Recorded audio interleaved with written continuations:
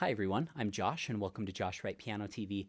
Thank you so much for joining me today. I wanted to share a quick tip that has helped me a lot throughout my life and something I've been thinking of more lately. I was asked by a couple of people over the last several months, how do I improve my motivation to get to the piano, to practice more, to have more inspired practicing? And it got me thinking, if you can get to the piano, that's step number one. Most people watching this channel can get to the piano. You guys are here because you want to play piano better. But let's say you're in a slump. All of us go through slumps. How do you overcome the dread of getting to the piano and looking at this mountain of work that you have to do? I have thought about this, and I like to use something I call no stress practice.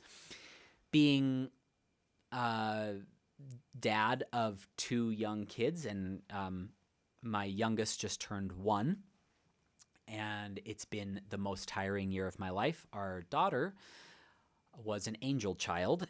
She set us up for failure as parents because she was so good. So our son is quite normal, a normal baby, and it's been extremely tiring.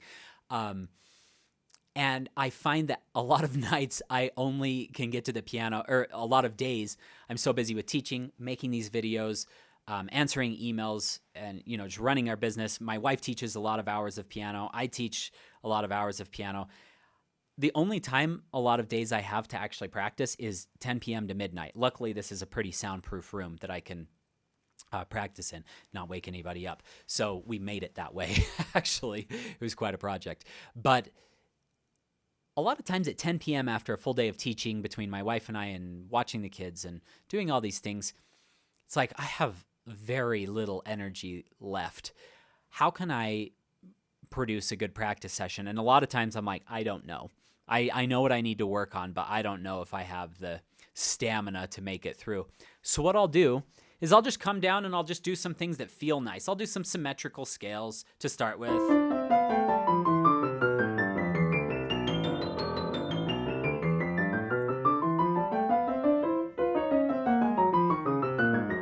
Just friendly ones. I'm not going to drill my B minor or harder scales, that feel really awkward. I'm not going to do that. I might even just warm up with an old Chopin etude. I played all the etudes when I was younger. I love those. So maybe tonight I do this one. I'm just doing it slow. It's a no stress practice. It's just to juice up, to prime your mind. How well can I shape this line?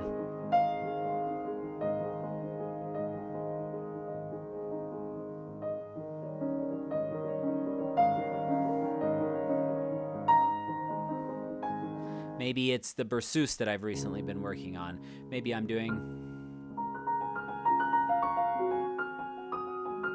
bringing out the top line. And it takes very little energy to play slowly and contemplatively. It takes a lot of discipline to play it well, but I'm not being super hard on myself. I'm just listening for something. I've done all the hard work on that piece, so I'm just listening. Can I bring out that top line just a hair more than I'm used to? Can I make that come down just slightly?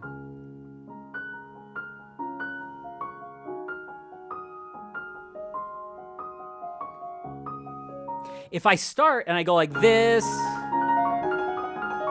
maybe it'll go well, but I'm not in an energetic state yet. I'm just warming up. Maybe I just want to do something like this, or maybe I go to a different composer. I demonstrate a ton with Chopin. He's my favorite, but if I'm doing La Campanella,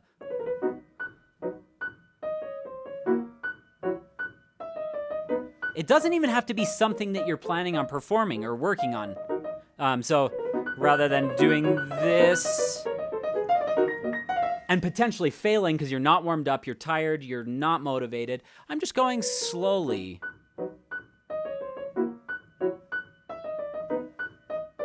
Priming my mind. After a while, I start thinking, oh yeah, there's, this place. Sometimes I miss one of those, or a couple of those notes. And I start to play faster, and I start to get into it, and I'll start working. I'll say, oh, I want to fix that. Okay, now.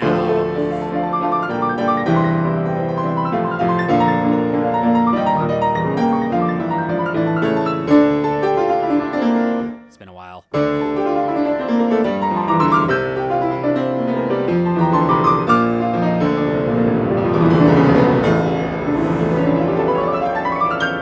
Extend the scale up to there rather than just going to here. And you'll start to do things like, I still don't really like this. Maybe I'll start, and then,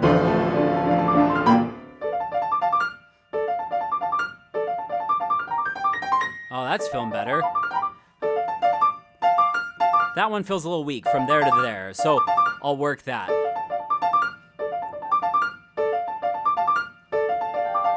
I'm looking at my hand position. Is my hand open enough to grab those next keys, or am I tucking it too much? Oh, that's feeling better. And I'll do stuff like this, and before you know it, I'm excited. I'm into that practice session. I'm motivated. But it took a little priming. It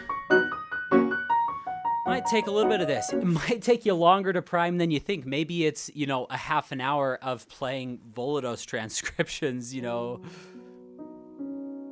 love these pieces.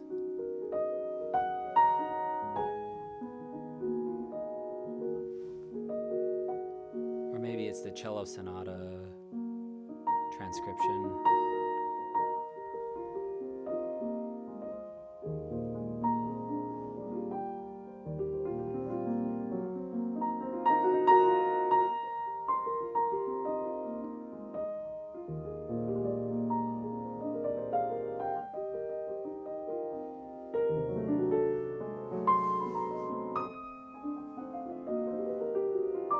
What this is doing is it's providing stimulus to my mind of listening, and then things might come to mind of like, oh, I kind of liked what I did there, or I didn't really like what I did there, but oh yeah, I wanted to work.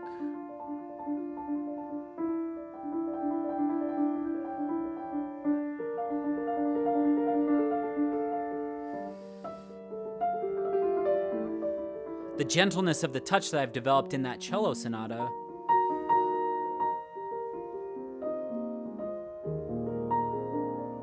I want that on.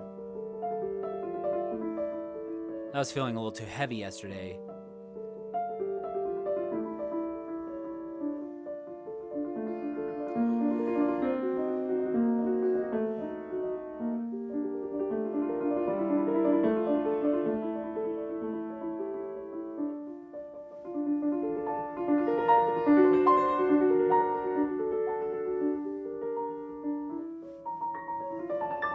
And I might take extra rubato. I think that's probably a little more than I would take in that Bach Busoni Chaconne in that part. But I'll take extra rubato like that.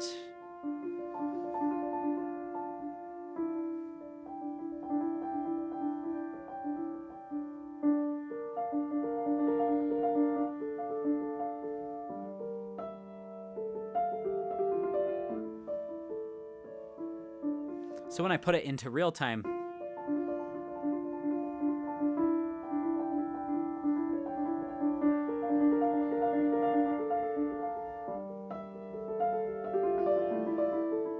some of those fragments remain.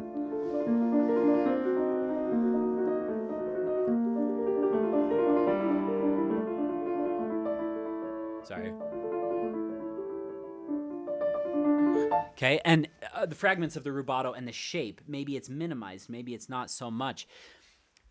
This is how inspired practice sessions start. Sometimes you gotta get moving. It's just like a warm-up for a workout. You gotta prime the muscles. You don't go in and do your maximum weight on set one. You warm up for a couple sets if you're working for a 1-rep max, or you're going for your top set of 6 reps, at your top weight. You don't go to that because you can hurt yourself. You can actually hurt yourself on the piano too if you're not properly warmed up.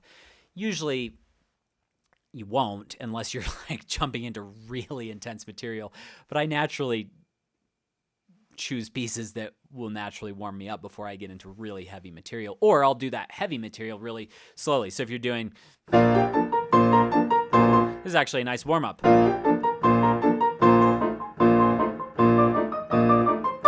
can do that, but with a really overly loose.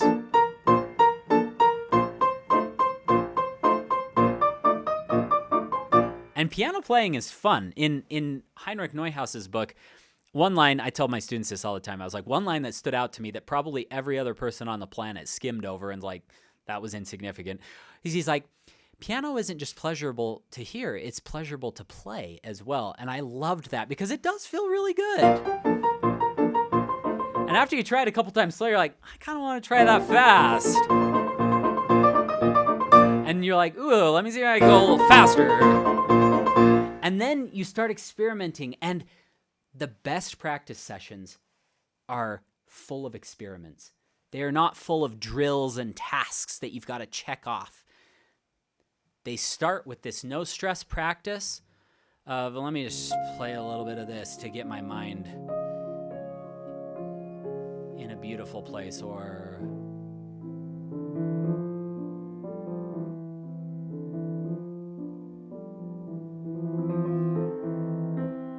maybe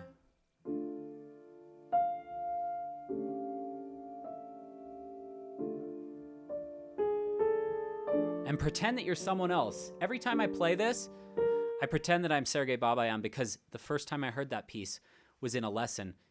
I think I was playing Tchaikovsky Concerto for him. He's like, but you must play like you're playing Tchaikovsky October.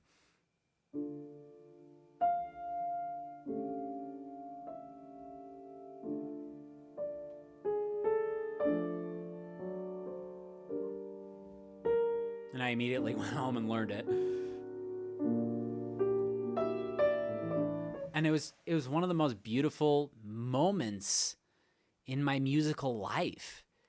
Just watching him play something completely different than what we were studying, but it reminded him of something.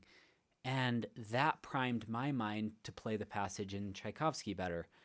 And then it inspired more thoughts from him, and it has this beautiful unraveling of inspiration and motivation and excitement that came out of nowhere almost. You've got to start priming your mind with this no-stress practice. Don't start and say, I got to drill that because my teacher's going to kill me if I don't have it to metronome marking 135 by next week. You don't think like that. You think, let me just relax. You can even play some jazz, you know.